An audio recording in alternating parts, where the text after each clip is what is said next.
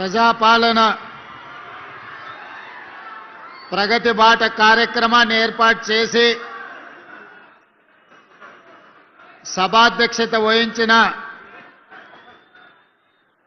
మీ అభిమాన నాయకుడు,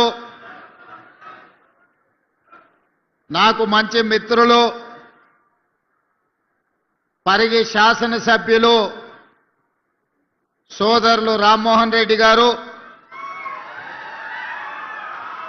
ఈ కార్యక్రమంలో నాతో పాటు ముఖ్య అతిథులుగా భాగస్వామ్యం తీసుకున్న తెలంగాణ శాసనసభ స్పీకర్ గడ్డం ప్రసాద్ కుమార్ గారు, అదేవిధంగా ఈ కార్యక్రమంలో పాల్గొన్న ఇంకొక ముఖ్య అతిథులు ఉమ్మడి రంగారెడ్డి జిల్లా ఇన్ఛార్జ్ మంత్రివర్యులు దుద్దెల్ల శ్రీధర్ బాబు గారు, మాజీ మంత్రివర్యులు శాసన మండలి చీఫ్ విప్ పట్నం మహేందర్ రెడ్డి గారు, అదేవిధంగా తాండూరు శాసన సభ్యులు మిత్రులు మనోహర్ రెడ్డి గారు, చేవెళ్ల శాసన సభ్యులు కాళే యాదయ్య గారు, రాజేంద్రనగర్ శాసన సభ్యులు పెద్దలు ప్రకాష్ గౌడ్ గారు,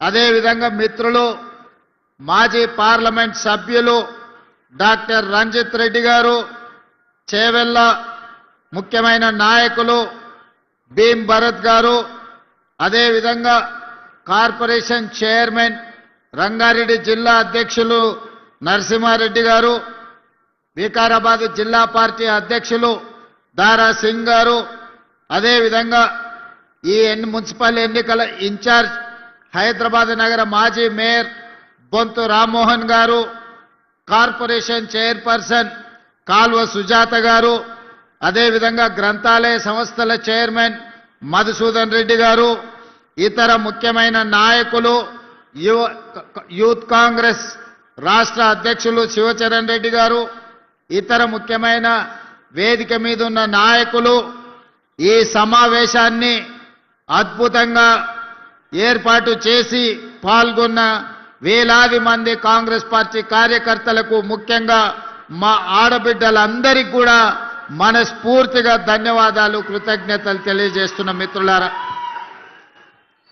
మిత్రులారా, ఈనాడు 2 సంవత్సరాలు పూర్తి చేసుకున్న సందర్భంగా పేద ప్రజలందరూ కలిసి తెచ్చుకున్న ప్రజాపాలనలో ఎన్నో సంక్షేమ పథకాలను అమలు చేస్తూ, అప్పులున్నా పోయిన వాళ్ళు ఎన్నో తప్పులు చేసినా ఈనాడు వాటిని సరిదిద్దుకుంటూ అభివృద్ధి పదాన నడిపించే ప్రయత్నం చేస్తున్నాం. ఈరోజు ముఖ్యంగా రంగారెడ్డి జిల్లాలో ఉన్న మున్సిపల్ ఎన్నికలకు సంబంధించి ఈరోజు రంగారెడ్డి జిల్లా ప్రజల్ని నేను ఆలోచన చేసి నిర్ణయం తీసుకోమని విజ్ఞప్తి చేస్తున్నా. అది కొడంగల్ నియోజకవర్గంలో ఉన్న 3 మున్సిపాలిటీలు కావచ్చు, తాండూరు నియోజకవర్గంలో ఉన్న మున్సిపాలిటీలు కావచ్చు, పరిగిలో ఉన్న మున్సిపాలిటీలు కావచ్చు, వికారాబాద్, చేవెళ్ల, మహేశ్వరం, అదేవిధంగా మనకు మేడ్చల్, మల్కాజ్గిరిలో ఉన్న మున్సిపల్ ఎన్నికల్లో పోటీ చేస్తున్న అభ్యర్థులను అక్కడి ఓటర్లందరినీ ఆలోచన చేయమని నేను ఈరోజు మీ అందరికీ విజ్ఞప్తి చేస్తున్నా. తెలంగాణ రాష్ట్రంలో 2014 నుంచి దాదాపుగా 2024 వరకు 10 సంవత్సరాలు చంద్రశేఖరరావు గారే ముఖ్యమంత్రిగా ఉన్నారు. వారి కుమారుడు తారక రామారావు గారే మున్సిపల్ శాఖ మంత్రిగా ఉన్నారు. అదేవిధంగా కేంద్రంలో నరేంద్ర మోడీ గారు 3వసారి ప్రధానమంత్రి అయిండు. 12 సంవత్సరాల నుంచి ప్రధానమంత్రిగా కొనసాగుతున్నాడు. ఏనాడు కూడా ఈ పార్టీలు కానీ బీఆర్ఎస్, బీజేపీ మన స్థానిక సమస్యల్ని పరిష్కరించాలనో, మన మున్సిపాలిటీలలో సీసీ రోడ్లు వేయాలనో, అండర్ గ్రౌండ్ డ్రైనేజీ నిర్మించాలనో, లేకపోతే మన వీధి దీపాలను సరిదిద్దాలనో, అంతెందుకు పేద ప్రజల గుర్తింపైన రేషన్ కార్డు ఇవ్వాలన్న ఆలోచన కూడా ఈ పార్టీలు చెయ్యలేదు. ఇవాళ వార్డు మెంబర్ అయినా, సర్పంచ్ అయినా, మున్సిపల్ ఎన్నికలైనా భారతీయ జనతా పార్టీ నాయకులు మా మోడీ గారిని చూసి ఓటేయండి అని అడుగుతున్నారు. నేను ఒక్క మాట అడగదలుచుకున్న బీజేపీ నాయకులను, పెళ్లి పెద్దను చూసి పిల్లనిస్తే పిల్లగానోడు పనికిరానోడైతే సంసారం చేసేది ఎవరు అని నేను అడుగుతున్నా. పెళ్లి పెద్ద మంచి చెడ్డ చెప్పడానికే ఉంటాడు కానీ సంసారం చేయాల్సింది, కుటుంబాన్ని నడపాల్సింది పెళ్లి పిల్లగాడే తప్ప పెళ్లి పెద్ద కాదు. అందుకే ఇవాళ మీ మున్సిపల్ ఎన్నికల్లో కౌన్సిలర్లు కానీ కార్పొరేటర్లు కానీ ఈరోజు మీ సమస్యల్ని పరిష్కరించాలి అంటే మోడీని చూసి ఓటేస్తే ఈ గల్లీలో ఉండే బోడిగాడు మనకు పని చెయ్యకపోతే పోయి మోడీని అడగగలమా మనము?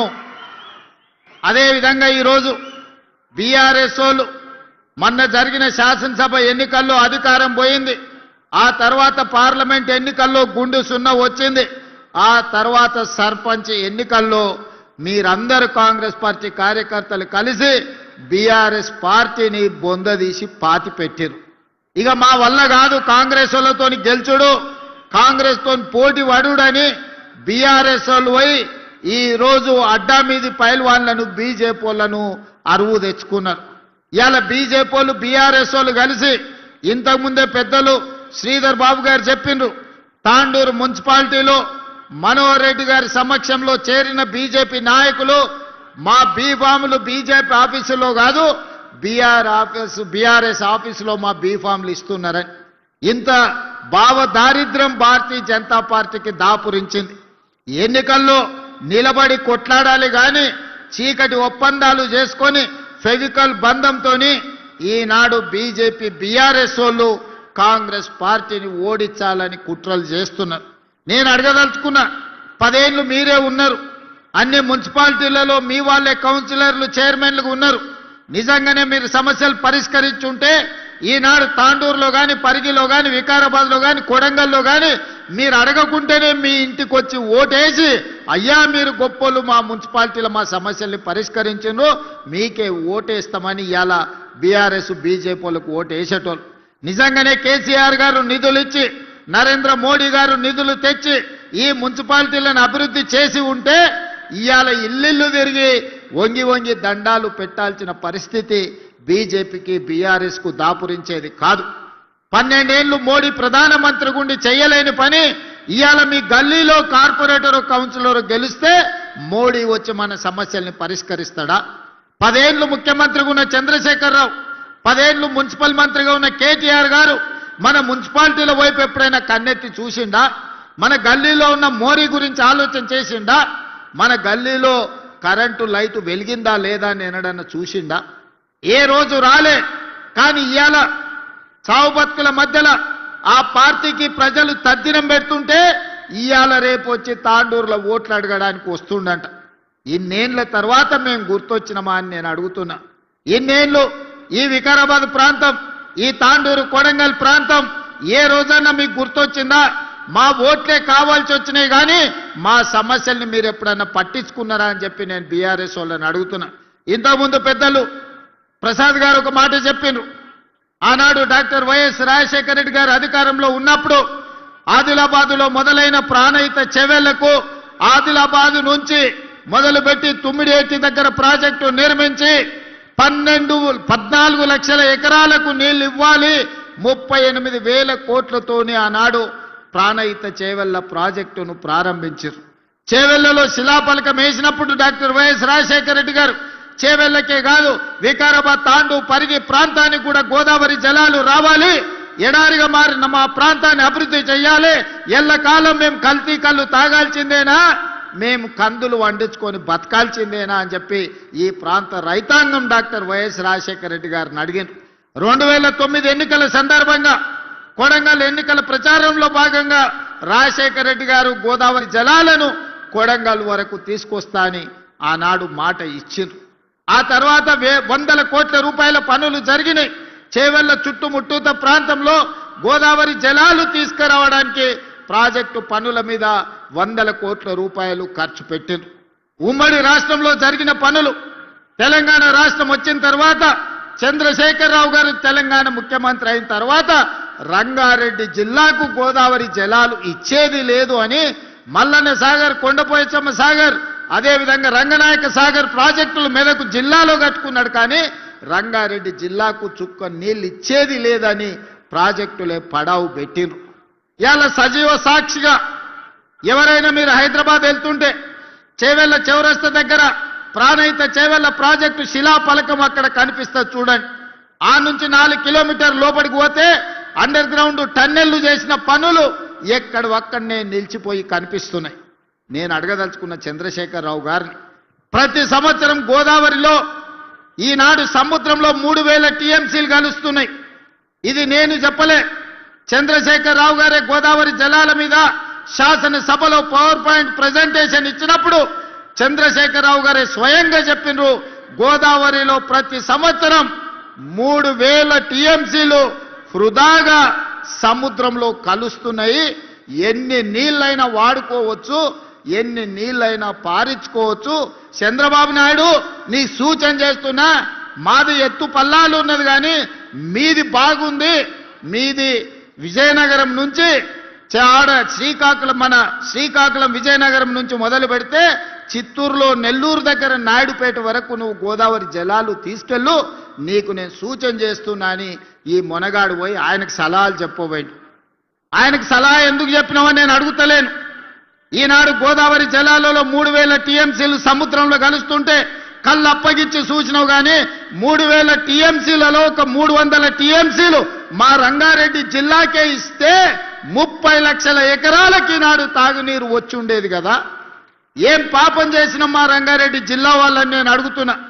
ఇవాళ మా కొడంగల్, వికారాబాద్, తాండూరు, పరిగి, చేవెళ్ళ, మహేశ్వరం లాంటి నియోజకవర్గాలు, ఇబ్రహీంపట్నం లాంటి నియోజకవర్గాలు ఇవాళ తాగునీరు సాగునీరుకు అల్లాడుతున్నాయంటే 10 సంవత్సరాలు తెలంగాణ రాష్ట్ర ముఖ్యమంత్రిగా మీరు మాకు చేసిన ద్రోహం కాదా అని నేను ఈ వేదిక మీద నుంచి సూటిగా వారిని అడుగుతున్నా. ఎందుకు ఉమ్మడి రాష్ట్రంలో సమైక్య పాలనలో సీమాంధ్ర పాలకులు మంజూరు చేసి పక్క రాష్ట్రమోడు మనకు నిధులు ఇచ్చి అనుమతులు ఇస్తే సొంత రాష్ట్రంలో పుట్టి పెరిగిన తెలంగాణ ఉద్యమకారుడు అని చెప్పుకునే చంద్రశేఖరరావు రంగారెడ్డి జిల్లాకు గోదావరి జలాలు రాకుండా ఎందుకు అడ్డుకున్నాడో ఇవాళ రంగారెడ్డి జిల్లాలో మేము నాయకులమని చెప్పుకునే సబితా ఇంద్రారెడ్డి గారు సమాధానం చెప్పాలి. కాంగ్రెస్ పార్టీ సింబల్ మీద గెలిచి 10 ఏళ్ళు అధికారం అనుభవించి అన్ని హోదాలలో సంపాదించుకొని 2014లో 2018లో కాంగ్రెస్ పార్టీ మీకు అండగా నిలబడితే 2018 కాంగ్రెస్ బీఫామ్ మీద గెలిచి మీరు బీఆర్ఎస్ పార్టీలకు పోయినప్పుడు వారు ఏం చెప్పిండ్రు? రంగారెడ్డి జిల్లా అభివృద్ధి కోసమే పార్టీ ఫిరాయిస్తున్నా అని చెప్పిండ్రు. మరి నిజంగానే అభివృద్ధి కోసం పార్టీ ఫిరాయించుంటే చేవెళ్ల ప్రాజెక్టును పూర్తి చేయడానికి అనుమతులు నిధులు ఎందుకు తీసుకురాలేదో ఈ రోజు రంగారెడ్డి జిల్లా ప్రజలకు సబితా ఇంద్రారెడ్డి గారు సమాధానం చెప్పాలి. నిన్నమన్నా వారు వస్తున్నారు, ఎన్నికల్లో ప్రచారం చేస్తున్నారు. మీరు చేసిన ద్రోహానికి ఈ ప్రజలను కలిసే నైతిక అర్హత సబితా ఇంద్రారెడ్డి గారికి ఉన్నదా అని నేను అడుగుతున్నా. ఇవాళ ఈ జిల్లాను చంద్రశేఖరరావు ఎట్లాగూ మనోడు కాదు, చంద్రశేఖరరావు పరాయోడే. చంద్రశేఖరరావు పక్క చూపులే చూస్తాడు, పక్క రాష్ట్రం కోసమే పనిచేస్తాడు. రోజమ్మ పెట్టిన రొయ్యల పులుసు తిని రాయలసీమను రతనాల సీమ చేస్తా అని చెప్పిండు చంద్రశేఖరరావు. కానీ రంగారెడ్డి జిల్లాలో ఓట్లు సీట్లు అన్ని బీఆర్ఎస్కి ఇస్తే గోదావరి జలాలు మనకు తీసుకొస్తాని చెప్పలే. పాలమూరు రంగారెడ్డి పూర్తి చేసి నీళ్ళు ఇస్తా అని ఊరిచ్చి లక్ష్మీదేవి పల్లికాడ భూసేకరణ కూడా చేయలే. ఆడ పెద్ద రిజర్వాయర్ కడతా అని చెప్పిండు. మా రామ్మోహన్ ఎప్పుడు కలిసినా కూడా మనం ఏదైనా చేసి లక్ష్మీదేవి పల్లిలో భూసేకరణ చెయ్యాలి, అక్కడ ప్రాజెక్టు కట్టాలి అని చెప్తున్నాడు. తెలంగాణలో ఎత్తైన ప్రాంతం నెత్తి మీద కుండ పెట్టుకొని ఒక బొక్క పెడితే ఎట్లయితే మనిషి ఎంత తడుస్తాడో తెలంగాణ మొత్తానికి ఎత్తైన ప్రాంతం లక్ష్మీదేవి పల్లి, అక్కడ రిజర్వాయర్ కడితే రంగారెడ్డి మహబూబ్నగర్ జిల్లాలో నీళ్లు వస్తాయని నేను కాదు చెప్పింది, చంద్రశేఖరరావే చెప్పింది. మరి ఎందుకు కట్టలేదే? ఎందుకు భూసేకరణ చేయలేదు? అందుకే ఈ వేదిక మీద నుంచి మా రామ్మోహన్ రెడ్డి గారు అడిగినట్టుగా లక్ష్మీదేవి పల్లి భూసేకరణ తొందరలోనే సేకరిస్తాం. ఆ ప్రాజెక్టును కట్టడానికి అవసరమైన ప్రణాళికలను సిద్ధం చేస్తున్నాం. అదే కాదు, ఈనాడు ప్రాణహిత చేవెళ్ళ చంద్రశేఖరరావు నిర్లక్ష్యానికి రంగారెడ్డి జిల్లా బలైంది. అందుకే ఈనాడు తుమ్మిడిహెట్టి దగ్గర మొదలు పెట్టాల్సిన ప్రాజెక్టును చిన్న కాళేశ్వరం మేడిగడ్డ దగ్గరికి తరలించండి. మంతని పెద్దలు శ్రీధర్ బాబు గారు ఇక్కడనే ఉన్నారు. మేడిగడ్డ సుందిల్లా అందారం ఆడ లిఫ్టులు బ్యారేజీలు కట్టిండు. కానీ మంతని నియోజకవర్గానికి గుంట భూమి కూడా నీళ్ళు ఇవ్వలే. 1,00,000 కోట్ల రూపాయలు ఖర్చు పెట్టి కాళేశ్వరం కట్టిండు. కట్టిన కాళేశ్వరం 3 ఏళ్లలోనే కూలేశ్వరం అయింది. 1,00,000 కోట్ల రూపాయలు గోదావరిలో కలిసిపోయినాయి. కేసీఆర్కు ఆ కాళేశ్వరం దెబ్బకు ఎర్రవల్లిలో 1000 ఎకరాల ఫామ్ హౌస్ వచ్చింది. ఆయన కొడుకుకు జన్వాడలో ఫామ్ హౌస్ వచ్చింది. ఆయన బిడ్డకు శంకర్పల్లిలో ఫామ్ హౌస్ వచ్చింది. ఆయన అల్లుడు హరీష్ రావుకు మొయినాబాద్లో ఫామ్ హౌస్ వచ్చింది. సడ్డకుని కొడుకు సంతోషరావుకు ఇవాళ 1,000 కోట్ల రూపాయల వ్యాపారాలు వచ్చినాయి. మాకు మాత్రం గోదావరి జలాలు రాలేదు. గోదావరి జలాలను అడ్డం పెట్టుకొని గోదావరి జలాల ముసుగులో 1,00,000 కోట్లు ఖర్చు పెట్టి కాళేశ్వరం కట్టి 1,000 కోట్లు కొల్లగొట్టి మీరు ఫామ్ హౌస్లు కట్టుకున్నారు, మీరు వ్యాపారాలు పెట్టుకున్నారు, మీరు టీవీలు పెట్టుకున్నారు, మీరు పేపర్లు పెట్టుకున్నారు మీ గురించి గొప్పలు రాసుకోవడానికి. కానీ మాకు మాత్రం చుక్క నీరు రాలే. అందుకే ఈనాడు వికారాబాద్ జిల్లా నుంచి నాయకత్వం వహిస్తున్న నేను తెలంగాణ రాష్ట్ర ముఖ్యమంత్రిగా తెలంగాణ శాసనసభకు సభాధ్యక్షుడుగున్న గడ్డం ప్రసాద్ కుమార్ గారు శాసనసభ నడుపుతున్నారు. మేమిద్దరం ఈరోజు మీకు మాట ఇస్తున్నాం. మా శ్రీధర్ బాబు గారి సాక్షిగా గోదావరి జలాలను తీసుకొచ్చి తాండూరు, పరిగి, వికారాబాద్, చేవెళ్ల ప్రాంతాన్ని సస్యశ్యామలం చేసే బాధ్యత మాది.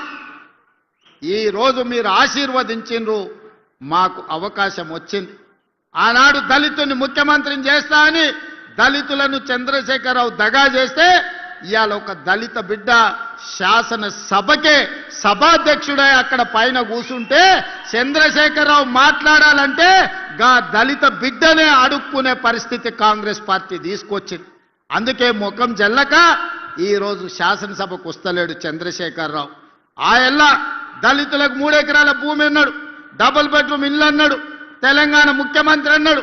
అన్ని రకాలుగా దోకా ఆయన చేస్తే ఈనాడు ఒక స్పీకర్ 4 మంత్రి పదవులు దళితులకు ఇచ్చి ఈరోజు దళితులకు ఆత్మ గౌరవాన్ని మన పార్టీ మన ప్రభుత్వం నిలబెట్టింది. సోదరులారా, శాసనసభ స్పీకర్గా వారు అత్యున్నతమైన పదవిలో ఉన్నాడు. తెలంగాణ రాష్ట్ర ముఖ్యమంత్రిగా మొట్టమొదటి స్థానంలో నేనున్నా. వడ్డిచ్చేది మేమే, మీరు రాసుకోండి. తాండూరుకు అండర్ గ్రౌండ్ డ్రైనేజీ ఇస్తాం, తాండూరుకి కాగ్నా నీళ్లు ఇస్తాం, తాగే నీళ్లు కాగ్నా నుంచి ఇచ్చే బాధ్యత మాది. పరిగి మున్సిపాలిటీ అభివృద్ధి చేయడంతో పాటు వికారాబాద్ మున్సిపాలిటీని అభివృద్ధి చేస్తాం. ఇవాళ ఇదే కాదు, మక్తల్, నారాయణపేట, కొడంగల్ ఎత్తిపోతల పథకం ఆనాడు ఉమ్మడి రాష్ట్రంలో మేము మంజూరు చేయించుకున్నాం. 10 సంవత్సరాలు హరీష్ రావు, కేసీఆర్ కుట్ర చేసి తొక్కి పట్టిండ్రు. ఈ మధ్యలోనే భూసేకరణతో పాటు పర్యావరణ అనుమతులు అన్నీ వచ్చినాయి. మక్తల్, నారాయణపేట, కొడంగల్ నియోజకవర్గాలలో కృష్ణా నదీ జలాలను తరలించి 1,50,000 ఎకరాలకు రాబోయే 3 ఏళ్లలో నీళ్లు అందించే బాధ్యత మన ప్రభుత్వం తీసుకుంటది. ఇవన్నీ పనులు పూర్తి చేయగలుగుతున్నాము అని అంటే ఇవాళ మన ప్రభుత్వం ఉంది, ప్రజాప్రభుత్వం ఉంది, ప్రజలెంచుకున్న ప్రభుత్వం ఉంది. వికారాబాదు జిల్లా ప్రజల మనుషులు ఈరోజు అధికారంలో ఉన్నారు కాబట్టే ఈరోజు మన ప్రాంతానికి నీళ్లు, నిధులు మంజూరు అవుతున్నాయి. అంతేకాదు మిత్రులారా, అప్పా జంక్షన్ నుంచి మన్నెగూడ వరకు రోడ్డు చూసిరు. ఎన్ని ప్రాణాలు పోయినావో మీరే కళ్ళతో చూసిరు. ఎన్నోసార్లు చచ్చిపోతున్నప్పుడు మా రామ్మోహన్ రెడ్డి వాళ్ళని పలకరియడానికి మా యాదయ్య గారు అక్కడికి వెళ్ళారు. ఆ కుటుంబాలు ఎంతో ఆవేదన వ్యక్తం చేసినాయి. 10 ఏళ్లు మంజూరైన, కేంద్ర ప్రభుత్వం మంజూరు చేసిన రోడ్డును పర్యావరణం పేరు మీద కొన్ని కేసులు పడితే వాళ్లతో పాటు లిటిగేషన్లు ఆనాడు బీఆర్ఎస్ నాయకులు చేరిన. ఒక్కరోజు కూడా అప్పా జంక్షన్ నుంచి మన్నగూడ రోడ్డు పూర్తి చేయాలనే ప్రయత్నం చేయలే. నేను వచ్చిన తర్వాత పదే సమీక్షలు చేసి మా మిత్రుడు రామ్మోహన్ రెడ్డి గారికి చెప్పిన, ఏ విధంగానే నా పిటిషన్ వేసిన వాళ్ళను తీసుకురా, వాళ్ళని మాట్లాడు, వాళ్ళు ఏం సమస్య చెప్తుండ్రో అడుగు, ఆ సమస్యను పరిష్కరిద్దామని చెబితే ఒక్కడికి 10 సార్లు వాళ్ళ దగ్గరికి పోయి వాళ్ళతోని మాట్లాడి వాళ్ళని నా దగ్గరికి, ముఖ్యమంత్రి దగ్గరికి తీసుకొస్తే వాళ్ళ ఏవైతే డిమాండ్లు ఉన్నాయో వాటన్నిటిని పరిష్కరించి ఈనాడు అప్పా జంక్షన్ నుంచి మన్నెగూడ వరకు రోడ్డు ఎంత వేగంగా జరుగుతుందో మీ కళ్ళతో చూశారు. మొన్నటికి మొన్న రోడ్డు మీద టిప్పర్లో కంకర తీసుకుపోయి ఆర్టీసీ బస్సు మీద పడితే 40 మంది పైగా చచ్చిపోయారు. ఈ పాపం చంద్రశేఖరరావుది కాదా? ఈ పాపం సబితా ఇంద్రారెడ్డిది కాదా? ఒక్కనాడైనా రామ్మోహన్ రెడ్డి చేసిన ప్రయత్నం ఆ పిటిషన్ లేచిన వాళ్ళని పిలిచి కూర్చోబెట్టి మాట్లాడి ఉంటే మంత్రిగా ఇన్ని ప్రాణాలు మిగిలేవి కదా? మీరు చేసిన పాపం కాదా? మీరు పాల్పడ్డ హత్యలు కాదా? పేదోళ్ళ ప్రాణం పట్ల మీకు విలువ లేదనడానికి ఇది ఒక ఉదాహరణ మాత్రమే. అదే కాదు, ఈరోజు మన్నెగూడ నుంచి తాండూరు పోవాలంటే 2-3 గంటలు పట్టే, మోకాళ్ళంత గుంతలు ఉండే. ఇప్పుడే మా మనోహర్ని అడిగిన, ఏం మనోహర్ పరిస్థితి అని. లేదన్నా వేగంగా పనులు జరుగుతున్నాయని. ఇవాళ వికారాబాద్ నుంచి తాండూరు, మన మన్నెగూడ నుంచి తాండూరు పోవడానికి ప్రత్యేకమైన రోడ్డు ఈరోజు పనులు జరుగుతున్నాయి. ఎన్ని నిధులు కావాలన్నా తాండూరు ఆ రోడ్డును పూర్తి చేసి సంవత్సరం తిరిగే లోపల తాండూరు ప్రజలకు ఒక మంచి రోడ్డు ఇచ్చే బాధ్యత ఈనాడు మన ప్రభుత్వం తీసుకుంటుంది అని చెప్పి ఈ వేదిక మీద నుంచి మీకు సూచన చేస్తున్నా. అదేవిధంగా మిత్రులారా, RRR ఔటర్ రింగ్ రోడ్డు రావడంతో మన రంగారెడ్డి జిల్లాలో ఒకనాడు ఏ పరిస్థితి లేకుండే. ఎకరం భూమి అమ్మాలంటే తల తాకట్టు పెట్టే పరిస్థితి. ఔటర్ రింగ్ రోడ్ వచ్చిన తర్వాత 1,00,000 వలకని భూమి 1 కోటి అయింది. 1 కోటి భూమి 10 కోట్లయింది. 10 కోట్ల భూమి ఇవాళ 100 కోట్ల రూపాయల విలువ పెరిగింది. ఇవాళ 100 కోట్ల కంటే కూడా మన రంగారెడ్డి జిల్లా ఔటర్ రింగ్ రోడ్ చుట్టూత భూమి దొరకలేదు. అందుకే కేంద్ర ప్రభుత్వంతో మాట్లాడి ఈనాడు రీజనల్ రింగ్ రోడ్డు 360 కిలోమీటర్లతోని ఈనాడు కేంద్ర ప్రభుత్వాన్ని మంజూరు చేయించినాం. రాబోయే రోజుల్లో రీజనల్ రింగ్ రోడ్డు రాబోతుంది, రేడియల్ రోడ్స్ రాబోతున్నాయి. వికారాబాద్ అంతర్జాతీయ పర్యాటక కేంద్రంగా మారబోతుంది. ప్రపంచానికి ఆదర్శంగా మన జిల్లా నిలబడబోతుంది. ఇవన్నీ పనులు కూడా ఇవాళ మనం చేసుకునే పరిస్థితి వచ్చింది. దీనికి ప్రధానమైన కారణం ఈరోజు మనం అధికారంలో ఉండడం వల్లనే ఇది సాధ్యమైంది. అందుకే మిత్రులారా, పెద్దలు చెప్పారు మట్టికి పోయినా ఇంటోడే పోవాలని. మరి ఇవాళ మన గల్లీలో లేదా మన కాలనీలో పనులు జరగాలంటే కౌన్సిలర్ మనోడై ఉండాలనా లేదా మీరు ఒక్కసారి ఆలోచన చేయండి. మన ఎమ్మెల్యేతోని మన మంత్రి దగ్గర పోయి కూర్చొని నాకు ఇది కావాలి అని అడిగేటోళ్ళు ఉంటేనే కదా సమస్య పరిష్కారం అయ్యేది. కాలే యాదయ్య రోజుడిసి రోజు నా దగ్గరకు వస్తాడు. రోడ్డు గురించో, మోరీ గురించో, వీధి లైట్ల గురించో. ఆయన మున్సిపాలిటీలే కాదు ప్రతి గ్రామానికి రోడ్ల కోసం యాదయ్య పొద్దున్నే నిద్ర లేవంగానే మాకు యాదయ్య గారు ఖచ్చితంగా వచ్చి కూర్చుంటాడు. సార్ నువ్వు ఎట్లనైనా ఇవ్వాల్సిందే, లేకపోతే ఊరికి పోయే పరిస్థితి లేదు అని. అంటే ప్రజలకు పని చేయాలన్న ఆలోచన చిత్తశుద్ధి ఉంటే పనులు పరిష్కారం అవుతాయి. అడగంది అమ్మైనా అన్నం పెట్టడని చెప్పారు. మరి ఇవాళ అడగకుండా పనులు జరుగుతాయా? ఇవాళ మూసీ ప్రక్షాళన మనం చేసుకుందాం అనుకుంటున్నాం. అనంతగిరి వికారాబాద్ కొండల్లో పుట్టిన మూసీ నది, ఈసా నది ఈరోజు ఒక పక్కన గండిపేట, హిమాయత్ సాగర్, ఉస్మాన్ సాగర్ నుంచి ఈరోజు మనకు బాపు ఘాట్ వరకు 2 కలిసి ప్రవహిస్తున్నాయి. ఆ తర్వాత హైదరాబాద్ నగరం నుంచి కృష్ణా నదిలో కలిసే వరకు నల్గొండ జిల్లా వాడపల్లి వరకు పోతున్నది. మూసీ నది ప్రక్షాళన చేసుకుంటామంటే లేదు లేదు, చెయ్యడానికి వీలు లేదు. ప్రజలు కాలుష్యంలోనే బతకాలని బీఆర్ఎస్ వాళ్ళు, బీజేపీ వాళ్ళు ధర్నాలు చేస్తారు. మన వాళ్ళు పోయి మూసీలో ఉన్న కాలనీలలో వండుకున్నారు. వరదొచ్చినప్పుడు నేను అడిగిన, మరి పోండా ఇప్పుడు మూసీ దగ్గర పోయి పండుకోండి, చూద్దాం, మూసీలో కొట్టుకపోయి కృష్ణాలో తేలుతారు పోండి అని. ఎవడు అక్కడ దిక్కుపోలే. ఎంతసేపు చేసే అభివృద్ధికి కాళ్ళ కట్టెబెట్టాలన్న ఆలోచన తప్ప అభివృద్ధి చేసుకోవాలన్న ఆలోచనే లేదు. గుజరాత్లో సబర్మతి రివర్ ఫ్రంట్ చేసుకుంటారు, ఢిల్లీలో యమునా నది రివర్ ఫ్రంట్ చేసుకుంటారు, ఉత్తరప్రదేశ్లో గంగా నది రివర్ ఫ్రంట్ చేసుకుంటారు. ఇవన్నీ బీజేపీ పాలిత రాష్ట్రాలు. గొప్పగా చెప్పుకుంటారు మా నరేంద్ర మోడీ ఇన్ని రివర్ ఫ్రంట్లు చేసిండు, ఇంత అభివృద్ధి చేసిండని. అయ్యా మరి గుజరాత్కు సబర్మతి రివర్ ఫ్రంట్ కావాలి, ఢిల్లీకి యమునా నది రివర్ ఫ్రంట్ కావాలి, ఉత్తరప్రదేశ్కు గంగా నది రివర్ ఫ్రంట్ కావాలి. మరి మా హైదరాబాద్కు యమునా నది, మా మూసీ నది రివర్ ఫ్రంట్ వద్దా అని నేను అడుగుతున్న బీజేపీలో. ఏం దరిద్రం వచ్చింది మీకు? మీ నెత్తి మీద ఏమన్నా దరిద్రం ఉందా? మా మూసీ ప్రక్షాళన చేసుకొని మేము మంచిగా బతుకుతాం అనుకుంటే మాకు అడ్డం పడుతున్నారు. ఇవాళ పేదోళ్లకు మంచి ఇండ్లు కట్టిస్తాం, మంచి స్కూల్ కట్టిస్తాం, వాళ్ళ పిల్లలకు మంచి పాఠాలు చెప్పిస్తాం మూసీ నది ఒడ్డున ఉన్నోళ్ళకంటే. లేదా మూసీ మురికిలోనే వాళ్ళు బతకాలని ఇవాళ బీజేపీ వాళ్ళు, బీఆర్ఎస్ వాళ్ళు అడ్డం పడుతున్నారు. ఎందుకు నేను ఇవన్నీ చెప్తున్నా అంటే ఇవన్నీ పట్టణ ప్రాంతాలలో ఉన్న అభివృద్ధి కార్యక్రమాలు. ఈ పట్టణ ప్రాంతాలలో నిన్నటి వరకు బీఆర్ఎస్, బీజేపీ కౌన్సిలర్లు, కార్పొరేటర్లుగా ఉన్నారు. ఇవాళ వాళ్ళ దరిద్రం వదిలింది, ఆ చీడ పోయింది. మళ్ళీ ఈ ఎన్నికల్లో మంచోళ్ళని తెచ్చుకోకపోతే మళ్ళీ వాళ్ళే మోపైనరంటే మనం ఈ అభివృద్ధి కార్యక్రమాలను చేసుకోలేం. గ్రామాలలో జరిగిన ఎన్నికల్లో గ్రామ పంచాయతీల్లో 70% కాంగ్రెస్ పార్టీ జెండా ఎగిరింది. అందుకే ప్రతి గ్రామంలో ఇవాళ లక్షలాది రేషన్ కార్డులు ఇచ్చిన మాట నిజం కాదా? ఎవరు అడిగితే వాళ్లకు, పెళ్లి అయిన వాళ్లకు, అత్తగారింటికి పోయిన వాళ్లకు ఇవాళ రేషన్ కార్డులు ఇయ్యలేదా? మా అక్కలు ఇక్కడనే ఉన్నారు.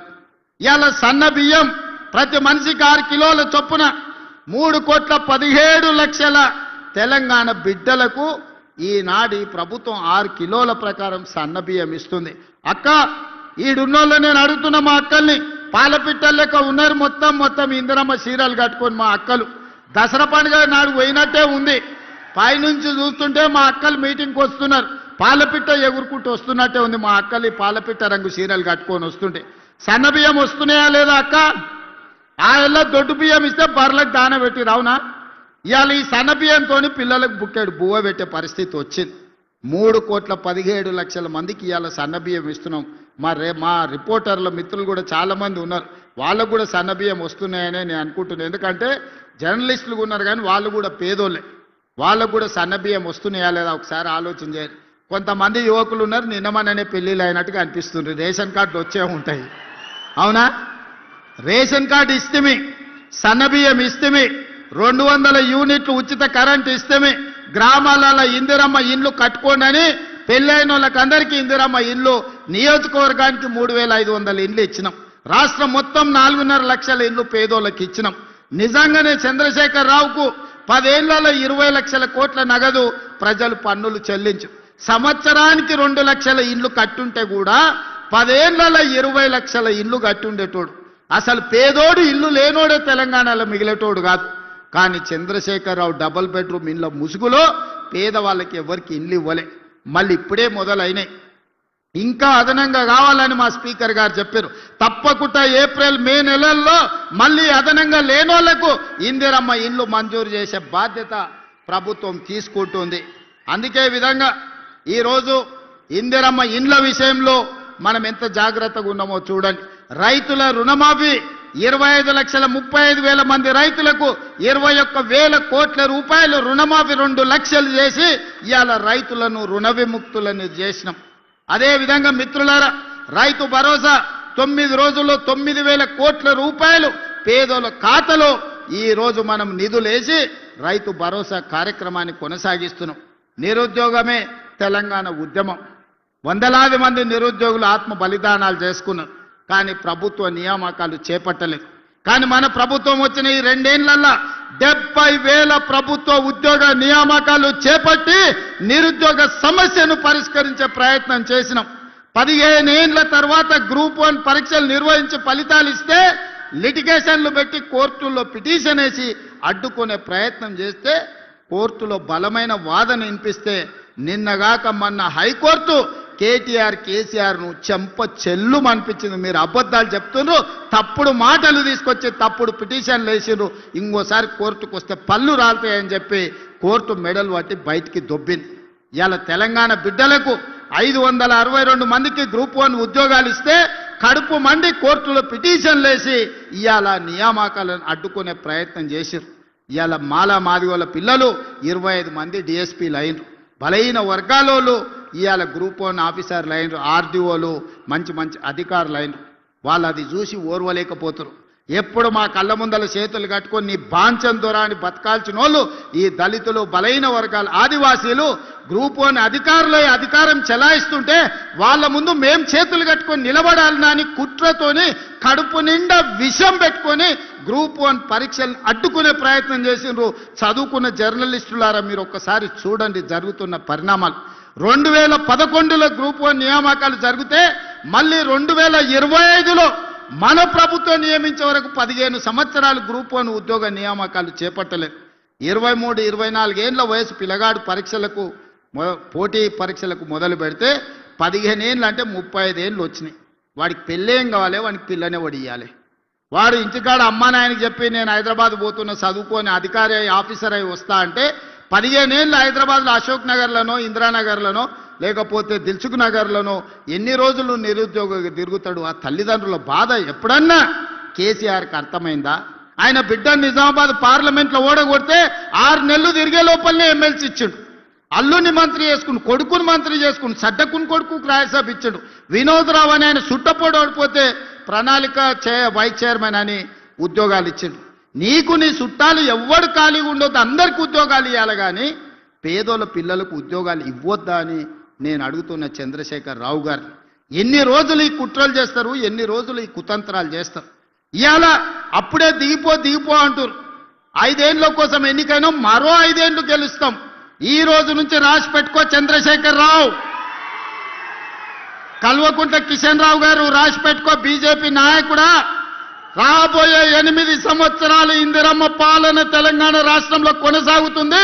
తెలంగాణ రాష్ట్రాన్ని దేశంలోనే నెంబర్ 1 గా అభివృద్ధి చేసి మా రీజనల్ రింగ్ రోడ్డు పూర్తి చేసుకుంటాం, మా వికారాబాద్ కృష్ణా రైల్వే లైన్ పూర్తి చేసుకుంటాం, మా ప్రాణహిత చేవెళ్ల ప్రాజెక్టును పూర్తి చేసుకుంటాం, మా మక్తల్ నారాయణపేట కొడంగల్ ఎత్తిపోతల పథకాన్ని పూర్తి చేసుకుంటాం, మా వికారాబాదును ఒక ప్రపంచ పర్యాటక కేంద్రంగా మేము పూర్తి చేసుకుంటాం, మా అప్పా జంక్షన్ నుంచి మన్నెగూడ నుంచి తాండూరుకు రోడ్డు పూర్తి చేసుకుంటాం, కాగ్నా నీళ్లు తాండూరుకు తీసుకెళ్తాం, కాగ్నాలో తాండూరులో అండర్ గ్రౌండ్ డ్రైనేజీని పూర్తి చేసుకుంటాం. నువ్వు నీ తాతలు అందరు ఎవరెవరు అడ్డం వస్తారో చూస్తాం. ఈ ఎన్నికల్లో మీరు చేసే కుట్రలన్నీ కూడా చెయ్యండి అని చెప్పి నేను ఈరోజు సవాలు విసురుతున్నా. అందుకే మిత్రులారా, ఇవాళ ఆలోచన చేయండి. ఇంత మంచి అవకాశం మన ప్రాంతానికి రాదు, ఇన్ని నిధులు మళ్ళీ ఎప్పుడు రావు. ఇప్పుడు చిన్నదో పెద్దదో మాకు తెలిసినోడనో సుట్టపోడానో వంగి నమస్కారాలు పెట్టిండనో కోటేస్తారంటే మన గల్లీలో మన కాలనీలో అభివృద్ధి ఆగిపోతుంది. ఎందుకంటే వాళ్ళు వచ్చి ఎమ్మెల్యేలను కలవరు, వాళ్ళు నిధులు అడగరు. మరి అడగనప్పుడు నిధులు ఇవ్వడం కూడా కష్టమవుతుంది. ఇవాళ నేను ముఖ్యమంత్రిని కాదు, మున్సిపల్ మంత్రిగా కూడా నేనే ఉన్నా. అడిగేది మనమే, ఇచ్చేది మనమే. ఇవాళ మనం ఉన్నప్పుడు మంచి చేసుకోండి. ఎన్నో ఎన్నికలు వస్తాయి. ఇప్పుడు వెయ్యనంత మాత్రాన వాళ్ళ తురాయి ఊడిపోయేది ఏం లేదు. ఇప్పుడు వాళ్ళకు ఉన్నది లేదు, కొత్తగా వచ్చేది లేదు. 10 ఏళ్ళు 2 సార్లు మున్సిపాలిటీలు వాళ్ళ చేతుల్లోనే ఉన్నాయి. మనకు రూపాయి కూడా రాలేదు, సిల్లి గవ్వ ఇయ్యలేదు. అందుకే ఈ మున్సిపాలిటీలలో మొత్తానికి మొత్తం మనోళ్ళే గెలవాలి. అప్పుడే అభివృద్ధి 100% సాధ్యం అవుతుంది. ఇంకా వాళ్ళు మాట్లాడుతున్నారు, ఈరోజు చంద్రశేఖరరావు చరిత్ర రేవంత్ రెడ్డి చేర్పేయాలనే ప్రయత్నం చేస్తురని. హరీష్ రావు, కేటీఆర్ గారు అన్నారు, చూసిండ్రు కదా. శుక్రాచార్యుడేమో ఫామ్ హౌజులు ఉన్నాడు, మారీచుడు సుబాహుడేమో ఊరూరు తిరుగుతున్నారు. గతంలో పురాణాలలో మీరు చూసిరు కదా, దేవతలు యజ్ఞాలు యాగాలు చేస్తే వాటిని భగ్నం చేయడానికి శుక్రాచార్యుడు మారీచుని సుబాహుడు అనే రాక్షసులను పంపించేటోళ్ళు.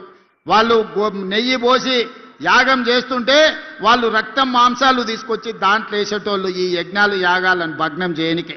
ఇవాళ తెలంగాణలో కూడా మేము కష్టపడి అభివృద్ధి చేస్తుంటే ఈ మారీచుడు సుబాహుడు కాళ్ళల్లో కట్టెలు పెట్టి తిరిగే ప్రయత్నం చేస్తున్నారు, ఊరూరు తిరుగుతురు. మా తెలంగాణ జాతి పితకు చంద్రశేఖరరావు గారికి టెలిఫోన్ ట్యాపింగ్లో నోటీస్ ఇచ్చిరని నేను ఒక్క మాట అడగదలుచుకున్నా. ఎవరిని వదిలినరా మీరు?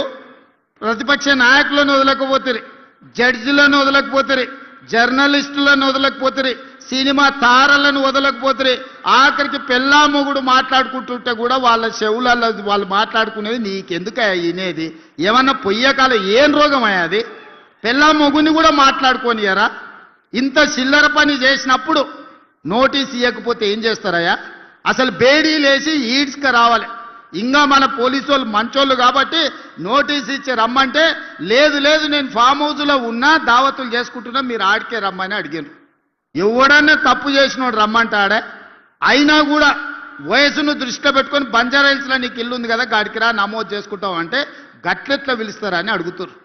ఇవాళ తప్పు చేసినోని అంగి పట్టి ఈడ్చుకొచ్చే చట్టం ఉంది మన దగ్గర. ఇవాళ ఆయన చరిత్రనంట నేను మొత్తం రూపుమాపే ప్రయత్నం చేస్తుండంట. హరీష్ రావు గారు, మీ మామ దొంగ పాస్పోర్ట్ల చరిత్ర నేను తూడిపినా పోతుందా? నీ పక్కలుండే ఆర్ఎస్ ప్రవీణ్ కుమారే చెప్పిండు, చంద్రశేఖరరావు మీద దొంగ నోట్ల కేసు చిక్కడపల్లి పోలీస్ స్టేషన్లు ఉందని.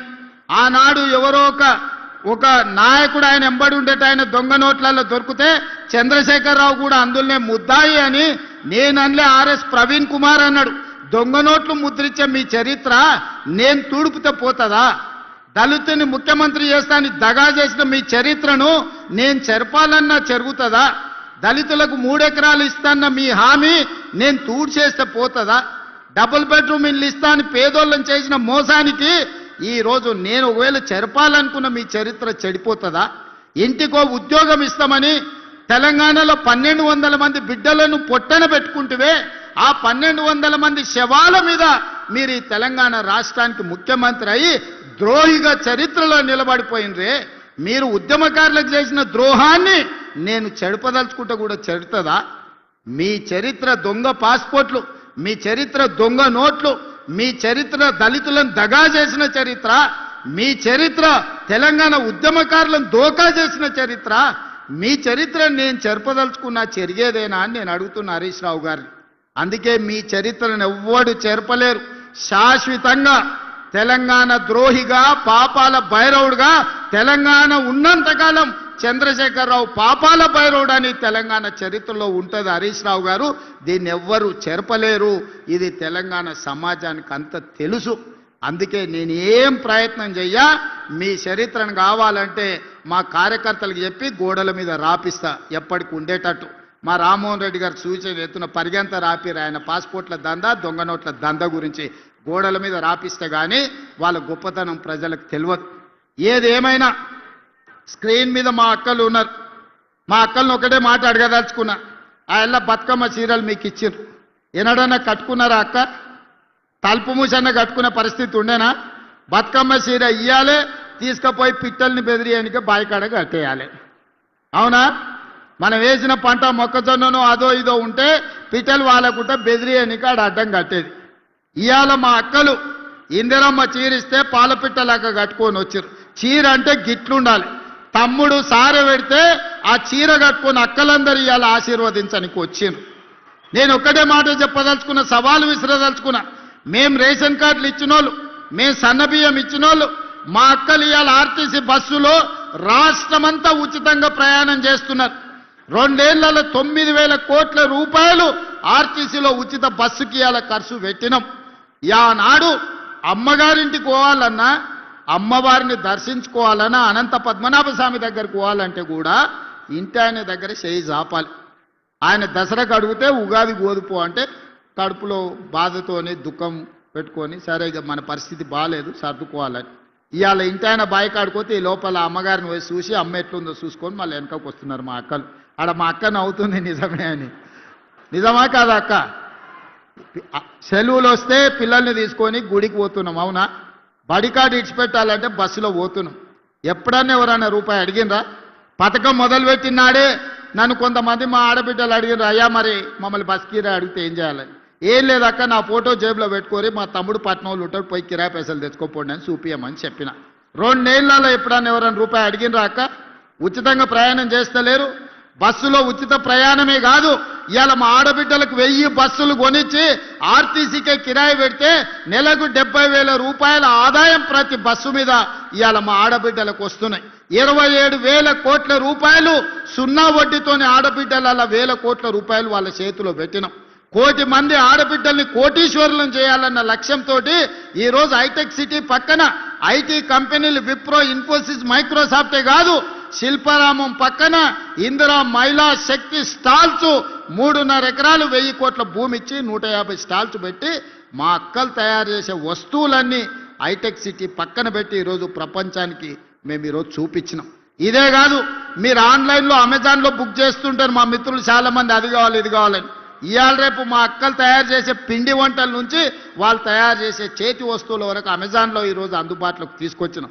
ప్రపంచమంతా ఎవరు ఏం కొనాలన్నా అమెజాన్లో మా అక్కలు తయారు చేసే వస్తువులను కొనుక్కునే పరిస్థితి ఇవాళ తెలంగాణ రాష్ట్రంలో తీసుకొచ్చినాం. ఒక పక్కన రైతులకు ఆనాడు చంద్రశేఖరరావు అన్నాడు వరేసుకుంటే ఉరేసుకున్నట్టే అని. కానీ మన ప్రభుత్వం వచ్చినాక నేను చెప్పిన వరి వేయండి, సన్న ఒడ్లు పండించండి, గిట్టుబాటు ధరనే కాదు 500 రూపాయల బోనస్ ఇస్తామంటే ఈరోజు దేశంలోనే ప్రతి సంవత్సరం 1,55,00,000 మెట్రిక్ టన్నులు ప్రతి సీజన్లో ఇవాళ ఒడ్లు పండించి దేశంలోనే అత్యధికంగా వరి పండిస్తున్న రాష్ట్రంగా తెలంగాణ ఒక ప్రతిష్టను సాధించింది. 500 రూపాయల బోనస్ ఇచ్చి ఇవాళ ఒడ్లు కొంటున్నాం. తాండూరు కందులకి ఈరోజు మంచి మార్కెట్ తీసుకురావడానికి ప్రయత్నం చేస్తున్నాం. అందుకే మిత్రులారా, ఒకవైపున రైతులను, రెండో వైపున మహిళల్ని, మూడో వైపున విద్యార్థులను, నిరుద్యోగ యువకులను ఒక్కొక్క సమస్యను పరిష్కరించుకుంటూ, ఒక్కొక్క సమస్యను అధిగమించుకుంటూ తెలంగాణ రాష్ట్రాన్ని నెంబర్ 1గా ఈ రాష్ట్రానికి పెట్టుబడులను ఆకర్షించి మొన్నటికి మొన్న మీరు చూసిండ్రు మహేశ్వరం దగ్గర గ్లోబల్ సమ్మిట్ ఏర్పాటు చేస్తే 100 దేశాల నుంచి పెట్టుబడులు పెట్టే వాళ్ళు ఇక్కడికి వచ్చారు. ఇవాళ ఒక గొప్ప ఫ్యూచర్ సిటీని 30,000 ఎకరాలలో ప్రపంచంని తలదన్నే విధంగా ఒక గొప్ప నగరాన్ని ఈరోజు మనం నిర్మించుకోబోతున్నాం.